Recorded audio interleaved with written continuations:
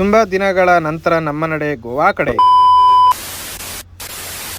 Hi hello friends, ಎಲ್ಲರಿಗೂ welcome back. ಏನಪ್ಪ ಸಮಾಚಾರ ಅಂದರೆ, ನಾವಿವತ್ತು ತುಮಕೂರಿಂದ ಹಂಚು ಲೋಡ್ ಮಾಡ್ಕೊಂಡು ಗೋವಾ ಕಡೆ ಹೋಗ್ತಾ ಇದ್ದು. ಲೋಡೆಲ್ಲ ಮಾಡ್ಕೊಂಡು ಹೊರಗಡೆ ಬರ್ತಾ ಇದ್ದು. ಯಾವುದೋ ಗುಂಡಿ ರೋಡ್ ಇತ್ತು ಗುರು. ಗಾಡಿ ಮಲ್ಗಿ ಎದ್ದೇಳ್ತಾ ಇತ್ತು. ಇರಲಿ ಬಿಡು ಅಂತ ಹೆಂಗೋ ಅಡ್ಜಸ್ಟ್ ಮಾಡ್ಕೊಂಡು ಅಲ್ಲಿಂದ ನಾನ್ ಸ್ಟಾಪ್ ಮೇನ್ ರೋಡ್ ಕಡೆ ಬಂದು ಒಂದು 8,100 ರೂಪಾಯಿ ಡೀಸೆಲ್ ಹಾಕಿಸ್ಕೊಂಡು ಅಲ್ಲಿಂದ ಹೊರಟಿದ್ದೆ. ನಾನು ಸ್ಟಾಪ್ ಬಂಕಾಪುರ ತಂದು ಗಾಡಿ ನಿಲ್ಲಿಸಿದ್ದು ಗುರು.